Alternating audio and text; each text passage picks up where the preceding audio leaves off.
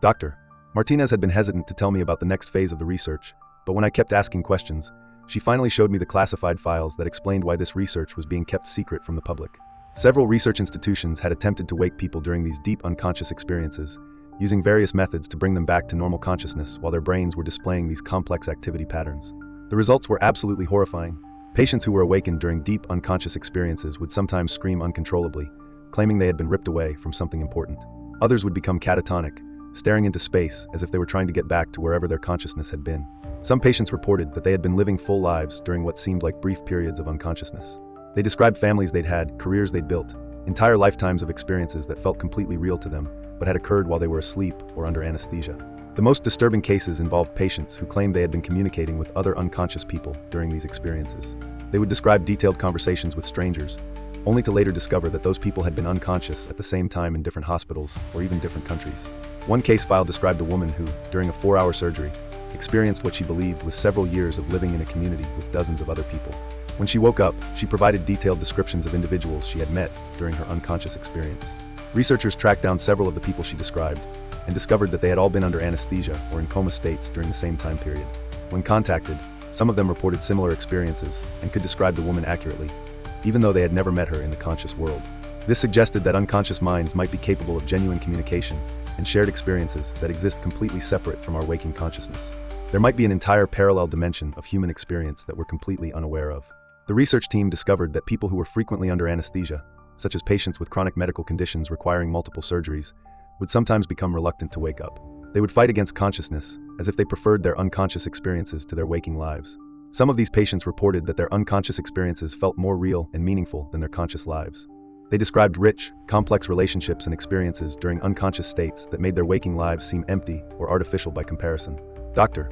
Martinez showed me brain scans from patients who had developed what researchers called consciousness displacement disorder. These individuals would enter unconscious states voluntarily whenever possible, using sleep aids, meditation techniques, or even requesting unnecessary medical procedures that required anesthesia. They were essentially becoming addicted to their unconscious experiences, preferring the alternate reality of their sleeping or anesthetized minds to their conscious existence. Some would sleep for 18 to 20 hours per day, living primarily in their unconscious states. The research revealed that these unconscious experiences might be more than just neural activity. They could represent access to forms of consciousness that humans aren't normally able to experience. The implications challenged fundamental assumptions about the nature of reality and human awareness. Government agencies had classified this research because they were concerned about the psychological and social impact if people learned about it. Imagine if everyone knew that their unconscious minds might be living complex, meaningful lives that they couldn't remember or access. People might become afraid of sleep, anesthesia, or any state of unconsciousness. Others might become obsessed with trying to access these alternate experiences, potentially leading to widespread sleep disorders or dangerous attempts to induce unconscious states. The research also raised ethical questions about medical procedures. If patients are having complex, meaningful experiences during anesthesia, is it ethical to perform surgery without their consent for those experiences? Are we violating their unconscious selves without their knowledge? Dr. Martinez explained that several researchers working on this project had developed severe anxiety and sleep disorders after learning about the findings. Knowing that your unconscious mind might be living an entirely separate life every night makes it difficult to feel grounded in your conscious identity. Some researchers reported feeling like their waking lives were just brief interruptions in a more important unconscious existence. Others became terrified of sleep, afraid of what their unconscious minds might be experiencing without their knowledge or control. The final classified finding was the most disturbing of all.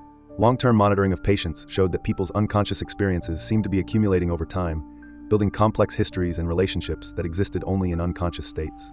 Some individuals appeared to be developing entire alternate personalities or identities that existed only during unconscious periods. These unconscious selves had different preferences, relationships, and life experiences than their conscious selves, essentially creating multiple versions of the same person.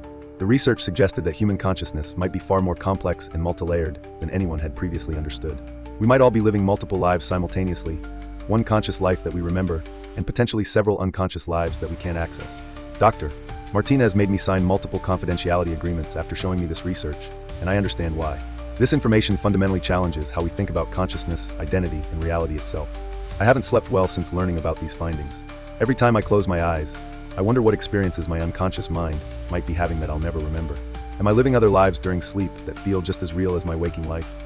The research is ongoing, but it's being conducted in secret by government agencies rather than public institutions.